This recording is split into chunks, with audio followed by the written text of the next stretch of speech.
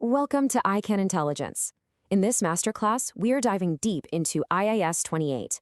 We're going to build a solid, complete understanding that'll have you totally prepped for exam day. Let's get into it. So here's our roadmap. We'll kick things off with why this standard even exists, which is super important.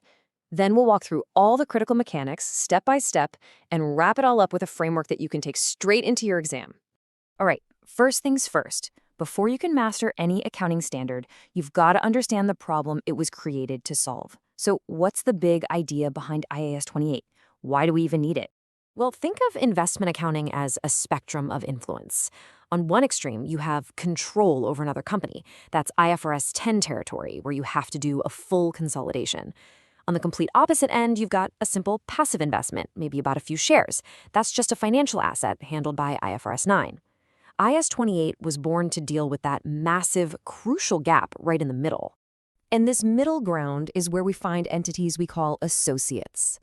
It's a simple definition, really. An associate is just any company where you, the investor, have something called significant influence. So that brings us to the absolute heart of this standard, the concept of significant influence. Seriously, everything hinges on this. If you don't have significant influence, you can just forget about IAS 28. It doesn't even apply. So what does it actually mean? The official definition is your best clue. It's the power to participate in the big decisions. Think of it like this. You have a seat at the table. Your voice is heard, but you don't get the final say. That would be control. This is all about participation. Now, the standard gives us a handy rule of thumb to start with. If you hold 20% or more of the voting power, we presume you have significant influence. But, and this is a huge but, it's a rebuttable presumption. That just means you can prove otherwise with more evidence. Honestly, this is a favorite exam day trick, so watch out for it. So, if you see this at an exam, what do? Just quoting the 20% rule won't get you top marks. You have to go deeper. You have to look at what's really going on. And here's the real test. It's about substance over form. You have to look at the qualitative side of things. An examiner could give you a 15% holding, but hey, you also have a board seat and you do major business with them. That's significant influence. Or they could flip it. Maybe you own 22%, but another shareholder has 78% and runs the whole show. In that case, you'd argue that you don't have significant influence. It's these indicators that tell the true story, not just the percentage. Okay, so once you've established that yes, significant influence exists, the standard tells you exactly what to do next. You have to use a specific accounting method called the equity method. Let's break down how it works. The standard gives us the perfect explanation right here. Your investment starts out on your books at what you paid for it, at cost. But it doesn't just sit there. The value on your balance sheet is going to change over time to reflect your slice of the associate's performance. It's a dynamic number, not a static one. And here is the calculation. This is absolutely exam critical. You start with cost, then you add your share of their profits and other comprehensive income, and you subtract your share of their losses and any dividends they pay you. Simple as that. Each piece of that puzzle has a specific place to go in your own financial statements. You might be wondering, why go through all this trouble? Why not just record the dividends we receive as income? Well, because a dividend is just a cash payout. It might have nothing to do with how well the company actually performed that year. The equity method gives a much truer picture of the economic reality of your investment, and that makes for way more useful reporting. Okay, we've got the basic mechanics down. Now let's level up and look at some of the finer details and complexities that you're almost guaranteed to run into. Now this is a huge exam trap, unrealized profit. Let's say you sell some goods to your associate. From a group point of view, you haven't really earned that profit yet, not until they sell it to an outside customer. It's like moving money from one pocket to another. So you have to eliminate your share of that profit from your calculations.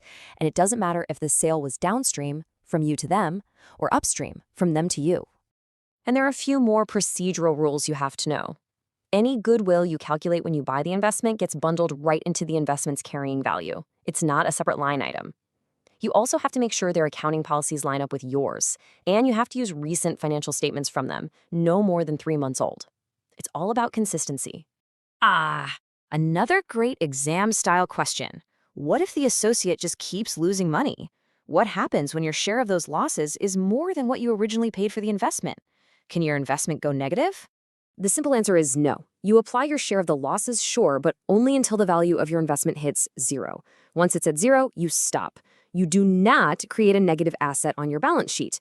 The only, and I mean only exception, is if you've legally promised to cover their debts. In that case, you'd have to recognize a liability. All right, let's talk about what happens when things go wrong. What if the investment's value tanks, what we call impairment? Or what if you sell off some shares and lose your significant influence? This is a really important detail about impairment. Remember how we said goodwill is bundled into the investment's cost? Well, here's why that matters. You don't test the goodwill for impairment separately. You test the entire carrying amount of the investment as one single asset, following the rules in IAS 36. And you can't just decide to test for impairment whenever you feel like it. You need what's called objective evidence, a trigger event. This could be things like the associate getting into serious financial trouble, defaulting on its loans, or maybe even the market for its shares just vanishing. Those are the red flags that tell you it's time to run an impairment test. So what happens if you lose that significant influence? The moment it's gone, you stop using the equity method, dead stop. You treat it like you've disposed of the investment. Any shares you still hold have to be remeasured to their fair value. And from that point on, you just account for them as a regular financial asset under IFRS 9. Okay, let's bring this all home. We're going to tie everything we've talked about into a single, logical framework that you can use to nail any IAS 28 question that comes your way. Think of this as your mental checklist. Step 1, assess influence. Is it there? Check the percentage and the qualitative stuff. Step 2, if yes, apply the equity method. Step 3, do the core calculation. Step 4, make your adjustments. Step 5, know how to handle losses. Step 6, test for impairment if you need to. And finally, step 7, know when to stop. If you follow these steps, you'll be able to build a perfect answer every single time. Thanks for joining this ICAN Intelligence Masterclass. I really hope it helped. Let us know in the comments which IAS you'd like us to tackle next, and don't forget to like and subscribe.